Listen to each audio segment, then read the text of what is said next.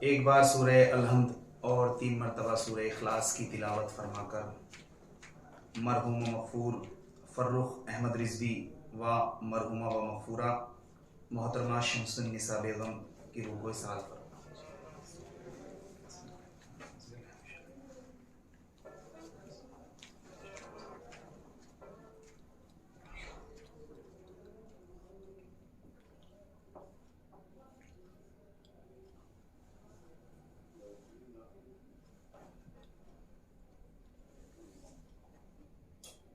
اللہم صلی علی محمد و آل محمد۔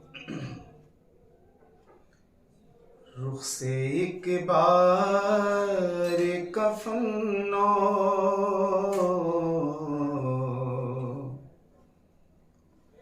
رخ سے ایک بار کفن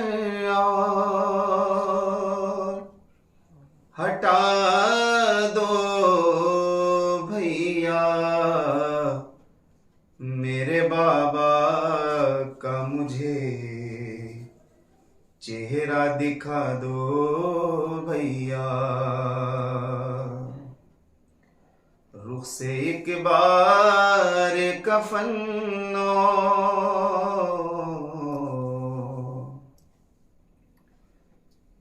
ہٹا دو بھیا، میرے بابا کا مجھے چہرہ دکھا دو بھیا۔ آج بابا جو میرے گھر سے چلے جائیں گے، پھر مجھے شام غریبہ میں نظر آئیں گے۔ اتنے دن کیسے گزاروں گی بتا دو بھیا، میرے بابا کا مجھے چہرہ دکھا دو بھیا۔ جیسے اماں کی ردا میں تھی شفا نانا کی، کیا یہ ممکن ہے کہ اٹھ جائے میرے بابا بھی؟ میری چادر میرے بابا کو اڑا دو بھیا، میرے بابا کا مجھے چہرہ دکھا دو بھیا۔ رخ سے ایک بار کفن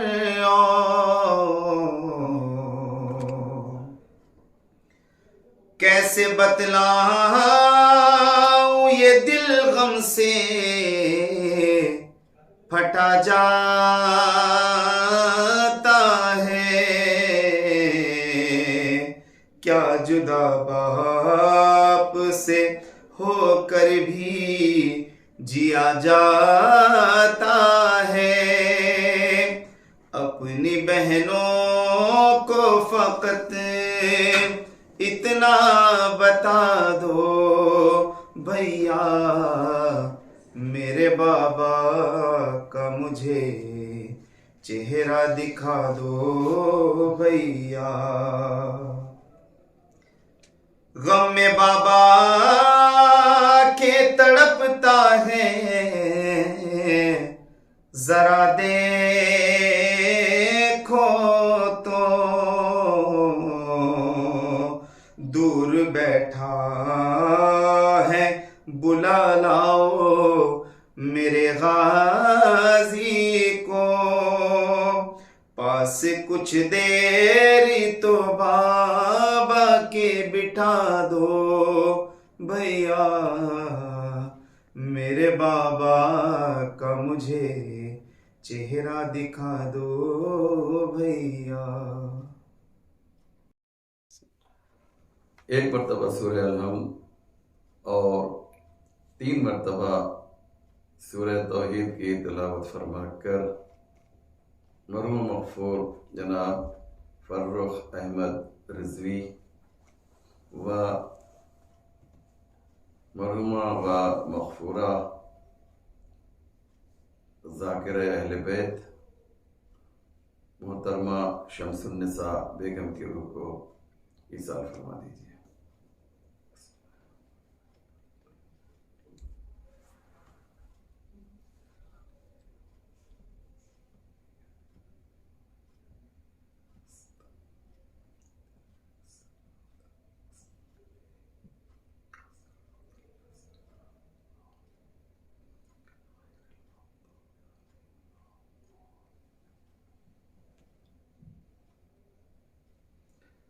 لا حول ولا قوة الا باللہ العلی العظیم، حسبنا اللہ ونعم الوکیل، نعم المولا ونعم النصیر۔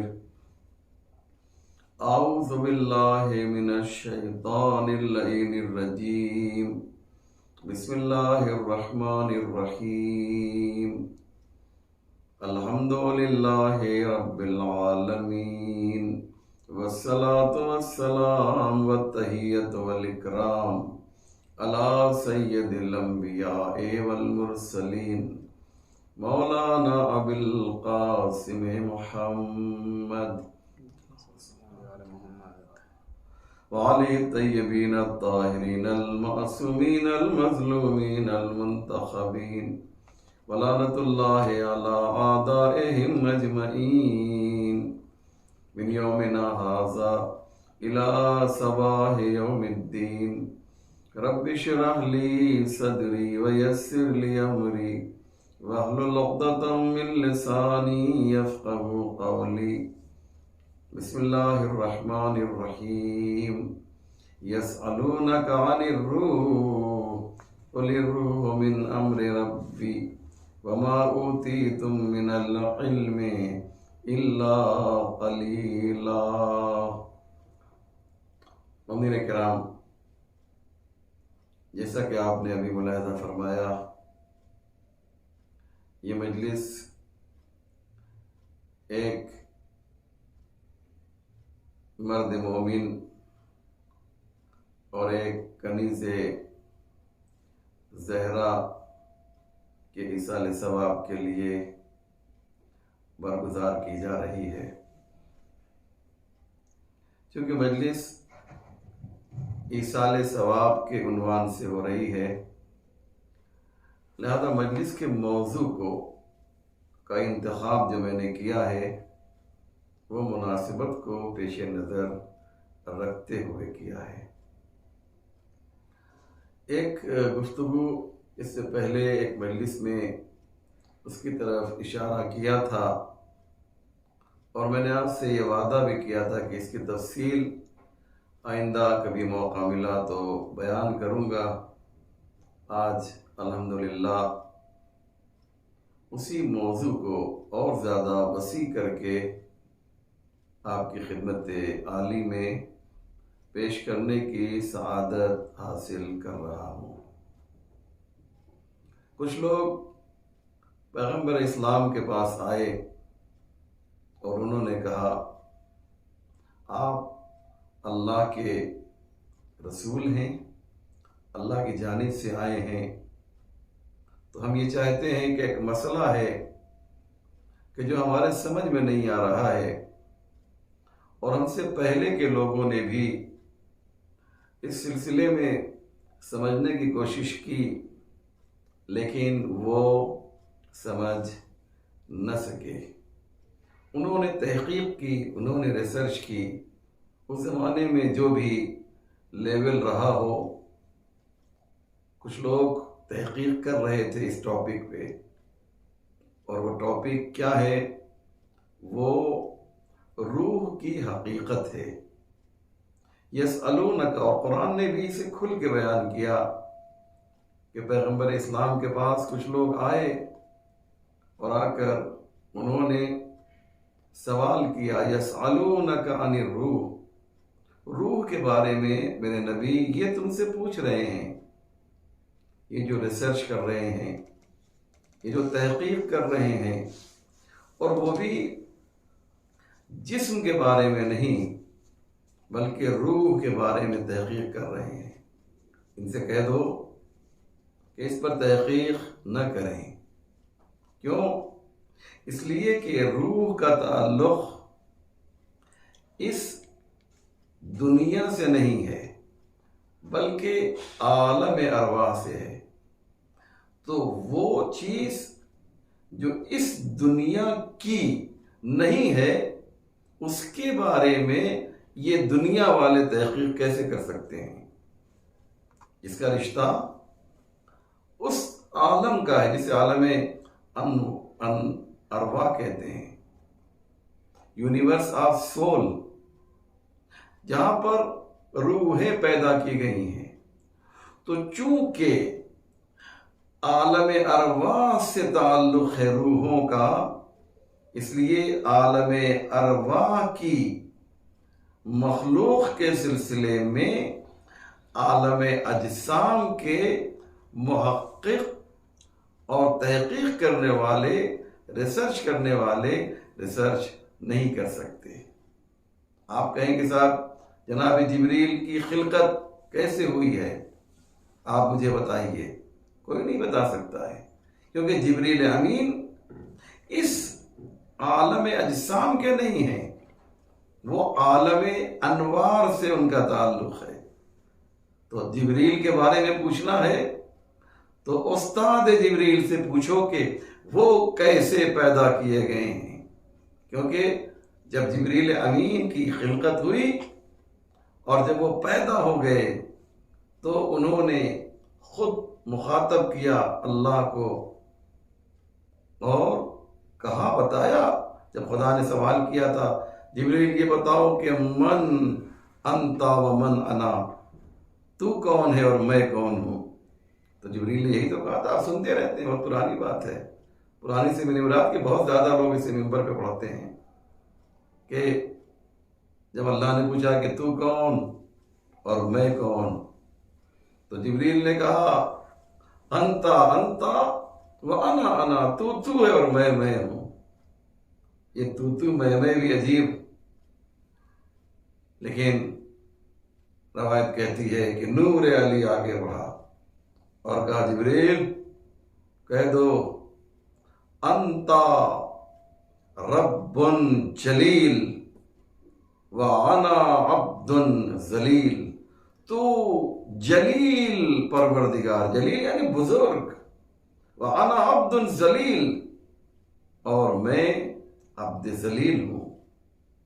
تو علی کے سامنے جبریل امین کی خلقت ہوئی، وہ چیز جو ہمارے سامنے نہیں پیدا ہوئی ہے، ہم اس کے بارے میں تحقیق نہیں کر سکتے ہیں۔ کہنے کا مقصد یہ ہے، تو روح کی تحقیق اللہ نے کہا بس اتنا سمجھ لو میرے نبی، یہ تم سے روح کے بارے میں سوال کر رہے ہیں، یسألونک عن الروح، ان سے کہہ دو قل الروح من امر ربی، میرے رب کا امر ہے۔ روح کا تعلق جو ہے خلق سے نہیں ہے، عالم خلق سے نہیں ہے، عالم امر سے ہے۔ بہت امپورٹنٹ بات میں پیش کرنے جا رہا ہوں انشاءاللہ۔ اس مجلس کو اگر آپ آخر تک سنیں گے تو ایک نتیجہ آپ کو میں دینے جا رہا ہوں۔ آخر میں چند منٹ مجھے اور دے دیجیے، جلدی سے میں وہاں پر بھی آنا چاہتا ہوں۔ ایک بہت ہی حسین، ایک بہت ہی خوبصورت نتیجہ ہے جو مجھے آپ کو دینا ہے۔ کیا کہا اللہ نے؟ قُلِ الرُّوحُ مِنْ أَمْرِ رَبِّي، روح امر پروردگار ہے۔ جو امر پروردگار ہے اس کے بارے میں تم تحقیق نہیں کر سکتے، اس کا تعلق عالم امر سے ہے، عالم خلق سے نہیں ہے۔ ہم جو تحقیق کریں گے وہ جسم کے بارے میں، کیوں؟ اس لیے کہ جسم کا تعلق عالم خلق سے ہے۔ دو طرح سے اللہ کسی شے کو وجود میں لاتا ہے، کسی چیز کو عالم وجود میں لاتا ہے، کسی شے کو لباس وجود پہناتا ہے۔ ایک خلق کے ذریعے، ایک امر کے ذریعے۔ فرق کیا ہے؟ میرے بزرگ جانتے ہیں، میں اپنے جوانوں کے لیے عرض کر دوں، خلق اور امر میں فرق یہ ہے کہ امر کے اندر کسی چیز کی ضرورت نہیں پڑتی، امر کو عالم وجود میں لانے کے لیے کسی اشیاء کی ضرورت، کسی شے کی ضرورت نہیں پڑتی۔ جیسے ملائکہ کو اللہ نے کسی چیز سے پیدا نہیں کیا، لیکن جب انسان کو بنانا چاہا تو کیا کہا کہ میں نے انسان کو مٹی سے بنایا ہے، میں نے انی جاعل فی الارض خلیفہ۔ وہ آپ کو سنا ہوا ہے، مجھے وہاں جانا نہیں تھا، تو تفصیل آپ جانتے ہیں۔ مٹی منگائی گئی، مجسمہ تیار کیا گیا، اس میں جو ہے روح اللہ نے پھونکی ہے، تو روح ادھر سے آئی۔ کبھی سنا آپ نے کہ اللہ نے جو ہے روح جب پھونکی ہو تو کہا ہو کہ صاحب فلاں چیز لے کر آؤ، اس سے ہم روح تیار کریں گے، پھر جو ہے آدم کے مجسمے میں ڈالیں گے؟ نہیں نا، بلکہ جب جسم کو تیار کرنا ہوا تو کہا کہ مٹی لے کر آؤ۔ 4 فرشتوں کو حکم دیا، 4 میں سے ایک لے کر آیا، جناب اسرائیل مٹی لے کر آئے، اور اس مٹی کو گوندھا گیا اور جناب آدم کا مجسمہ تیار کیا گیا۔ لیکن جب روح ڈالنے کو ہوا تو اس میں کسی فرشتے کو انوالو نہیں کیا۔ بہت توجہ کیجیے گا، بہت امپورٹنٹ بات پیش کرنے جا رہا ہوں۔ جب روح کو آدم کے جسم میں ڈالنے کا ارادہ کیا تو کہا وَإِذَا نَفَخْتُ فِيهِ مِنْ رُوحِي، جب میں اس میں اپنی روح پھونک دوں۔ یہ نہیں کہا کہ جب میں روح خلق کر کے پھونکوں تب تم سجدے میں گر پڑنا۔ روح کو اللہ نے عالم امر کے ذریعے سے پیدا کیا، وجود امری عطا کیا، وجود خلقی عطا نہیں کیا۔ آدم کا مجسمہ وجود خلقی ہے، لیکن روح کو جو بنایا تو اس میں کسی چیز کا سہارا نہیں لیا۔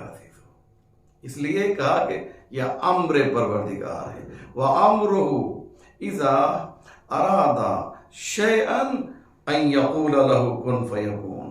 بس امر کا مطلب یہ ہے کہ بس خدا ایک ارادہ کر لیتا ہے اور وہ چیز ہو جاتی ہے۔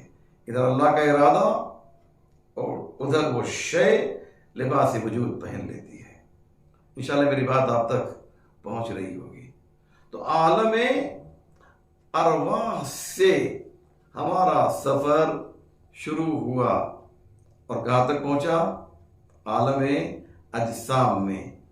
اب جب عالم اجسام میں ہم داخل ہو گئے، توجہ کریں گے عزیزو، عالم اجسام میں جب ہم آئے تو یہاں پر ہمارے جسم کو اللہ نے کس طریقے سے بنایا؟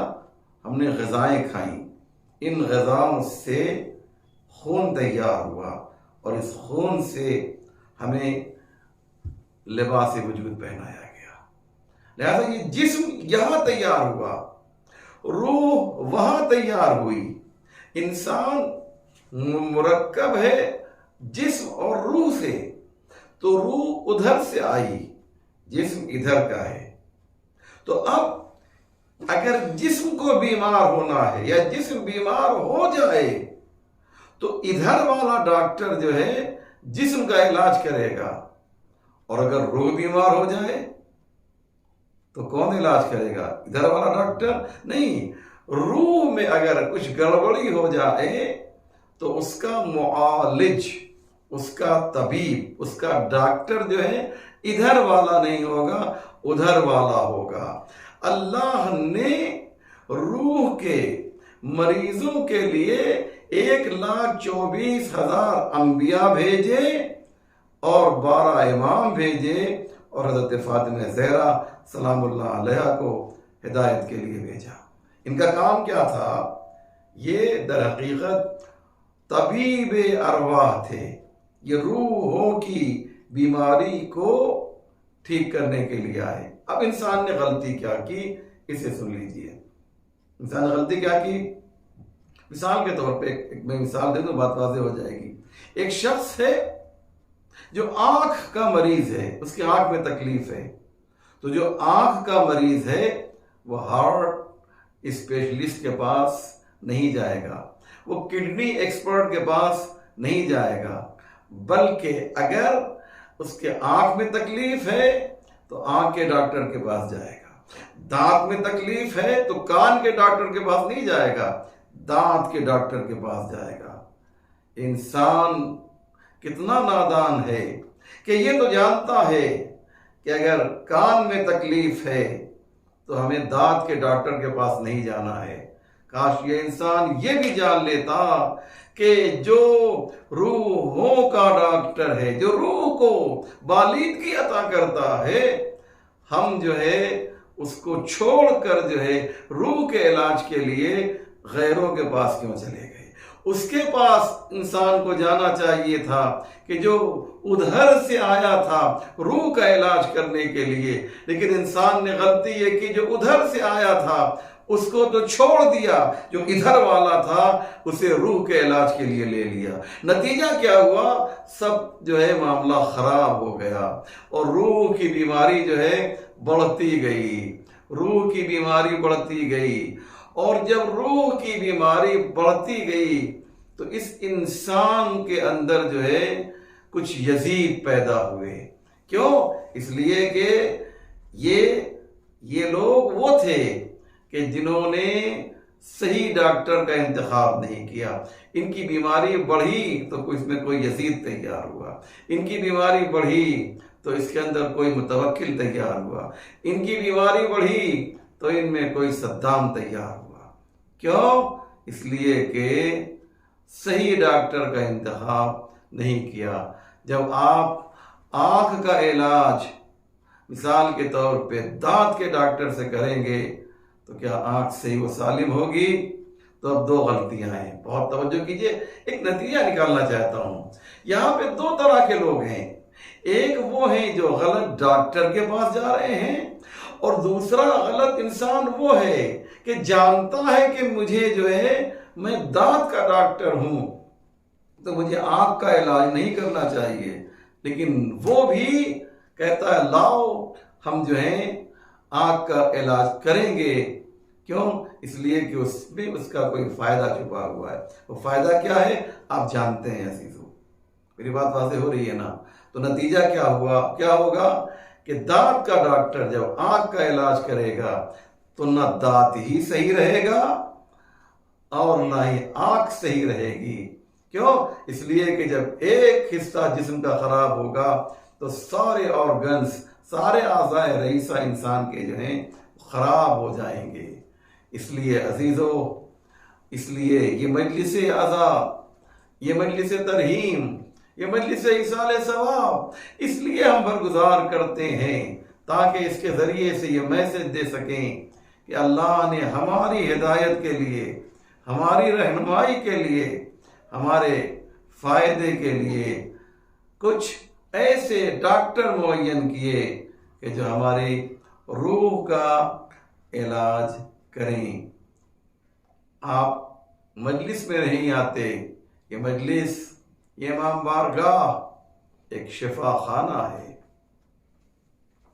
آپ غور کر رہے ہیں، لاؤ بیمار کو عابد کے شفا خانے میں، لاؤ بیمار کو عابد کے شفا خانے میں، کہہ دے جب سارا جہاں اس کی دوا کوئی نہیں.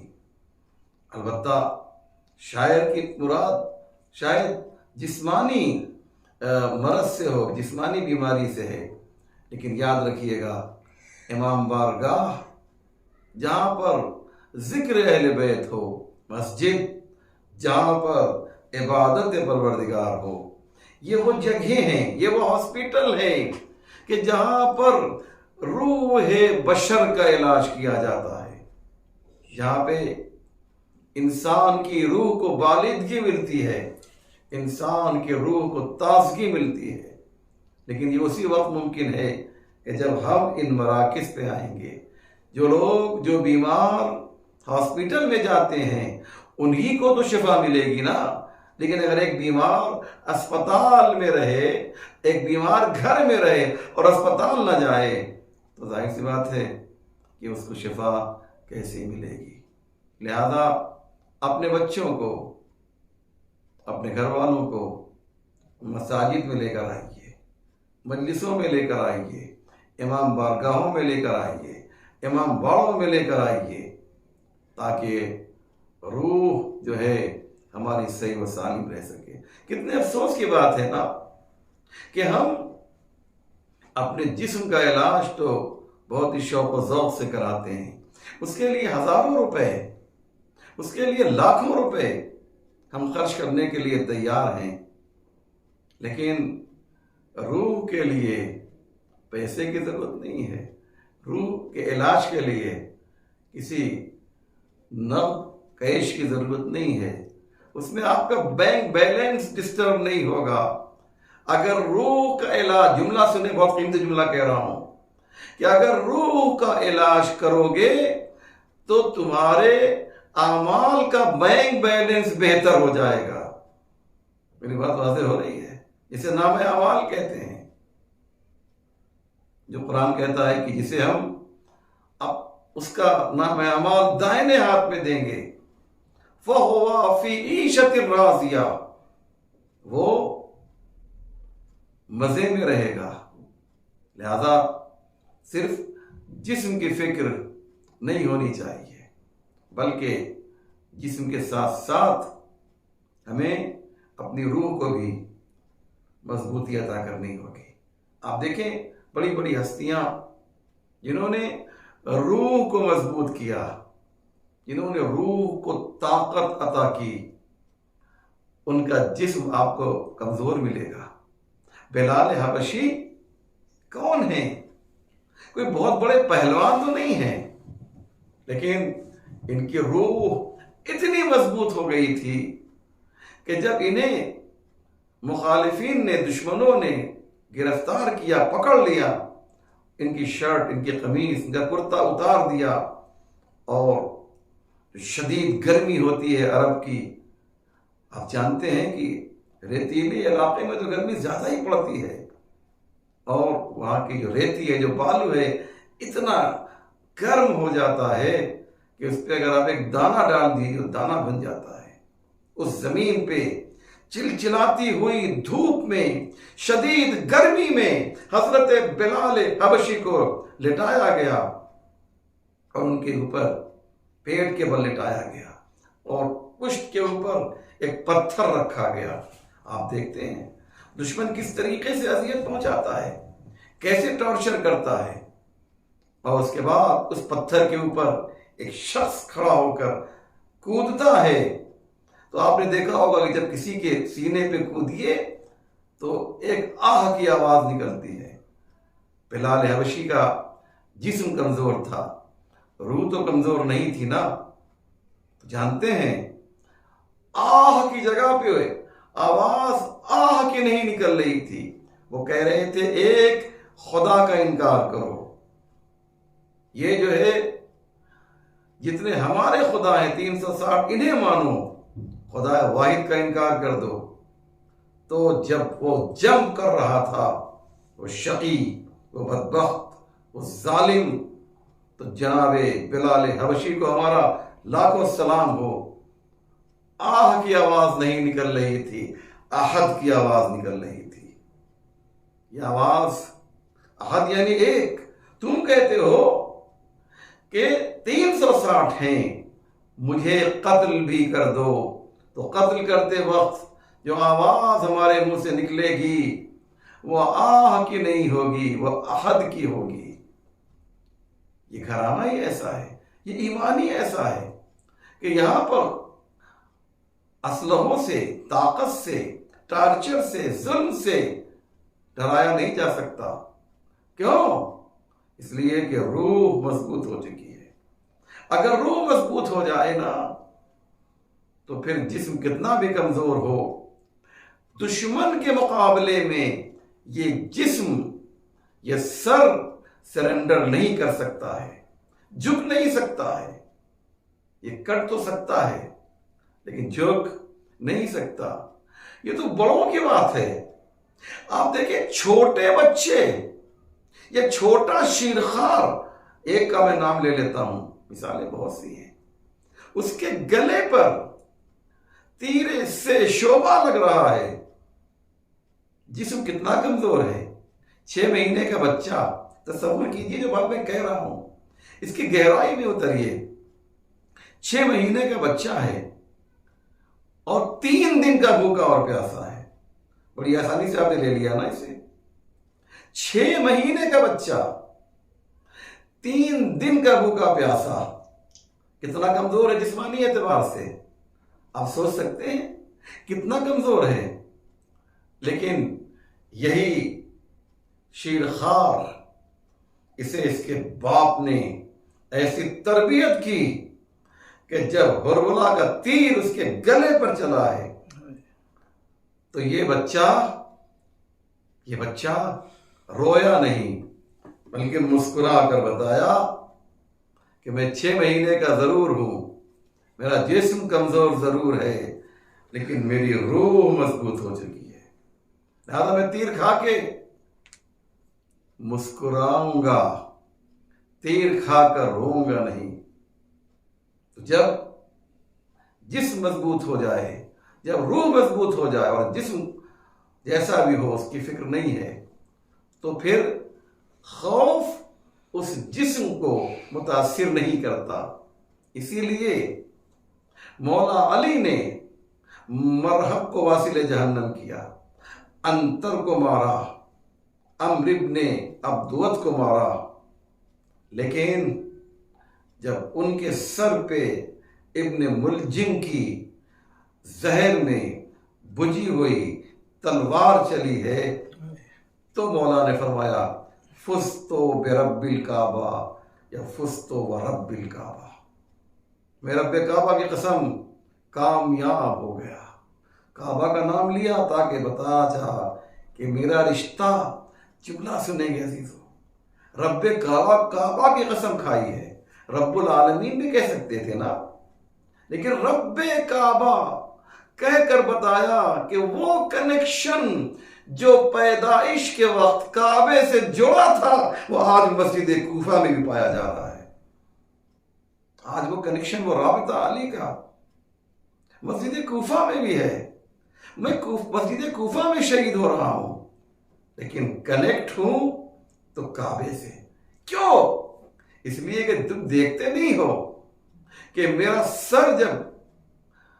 سر کے اوپر جب ضربت لگ رہی ہے تو میرا رخ ادھر ادھر نہیں ہے بلکہ کعبے کی طرف ہے. میں عالم سجدہ میں ہوں. سجدے میں مصلی، نماز پڑھنے والا، اس کا ڈائریکشن، اس کا رخ جو ہے وہ کعبے کی جانب ہوتا ہے. میں کعبے کی طرف ہوں، میں عالم سجدہ میں ہوں، میں محراب میں ہوں، میں مسجد میں ہوں، میں روزے کی حالت میں ہوں، میں محراب میں ہوں، اور اس حالت میں مجھے جو ہے شہید کیا جا رہا ہے. سوچو کتنی بڑی کامیابی ہے. تو علی کا جسم جب زخمی ہوا تو علی نے کامیابی کا اعلان کیا. جسم تو کمزور ہو چکا تھا لیکن جسم کی طرف توجہ نہیں ہے، بتایا کہ ہماری روح کتنی مضبوط ہے. اللہ اکبر.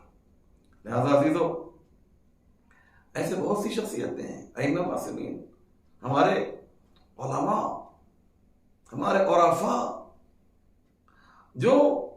جنہوں نے اپنی زندگی کو اتنی پاک و پاکیزہ رکھا کہ روایتوں میں ہے کہ بہت سے عرفانی علماء اتنے کمزور ہو گئے تھے کہ ان کی ہڈیاں دکھائی دیتی تھیں، کھالیں دکھائی دیتی تھیں،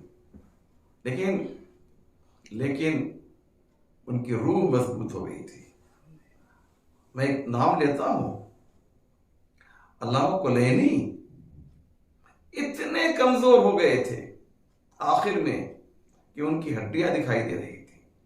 وہ حدیث جمع کرنے کے لیے انہوں نے جو مارکت النارا کتاب لکھی، آپ سب جانتے ہیں، تفصیل میں نہیں جانا ہے.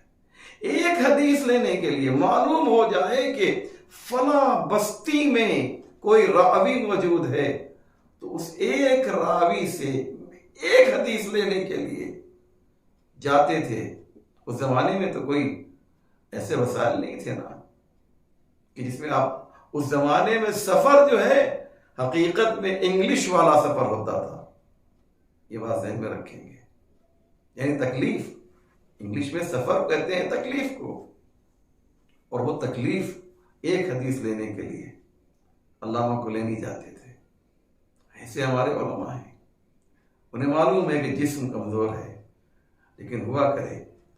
یہاں تک کہ کبھی کبھی ایسا ہوتا ہے ان کے پاؤں میں آبلے پڑ جایا کرتے تھے، لیکن بس ایک ہی خواہش ہے، ایک ہی تمنا ہے کہ کسی طرح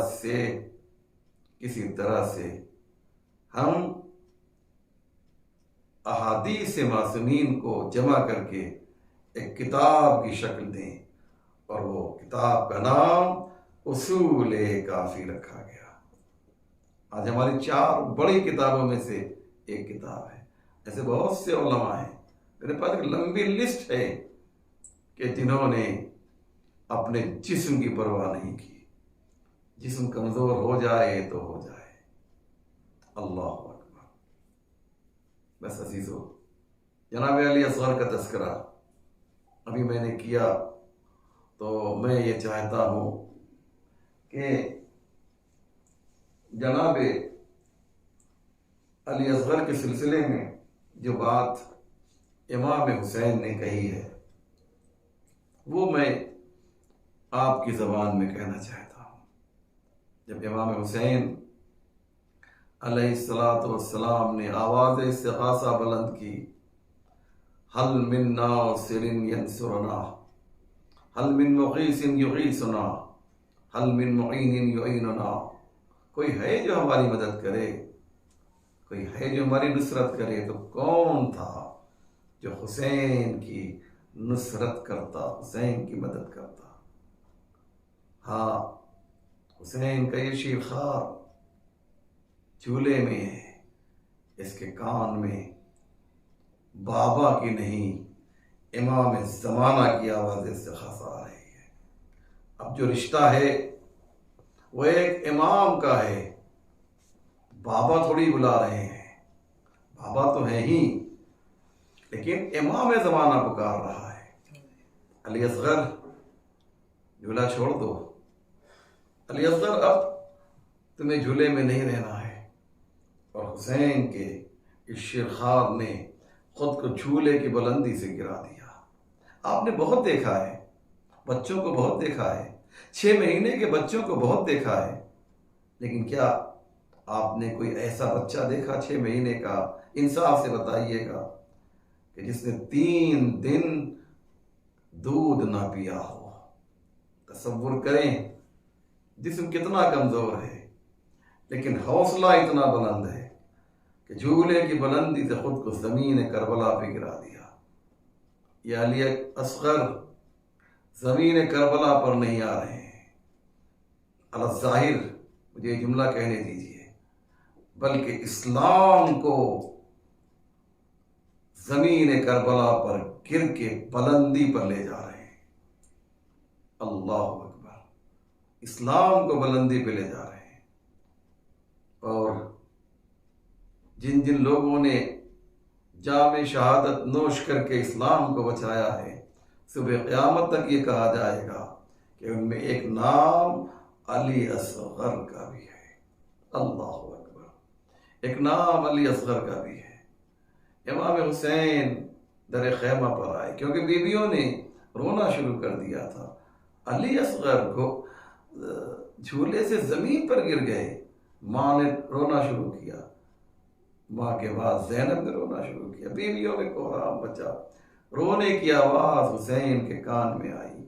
علی اصغر کو لے کر مقتل میں گئے، دشمنوں کو مخاطب کیا. میرا دل کہتا ہے کہ جب حسین نے علی اصغر کو لیا ہوگا اور مقتل کی طرف، میدان کی طرف لے کر چلے ہوں گے، زبانی بے زبانی سے اس شیرخوار نے کہا ہوگا کہ آپ نے بابا، آپ نے خود کو تنہا کیسے محسوس کر لیا؟ آواز استغاثہ بلند کی.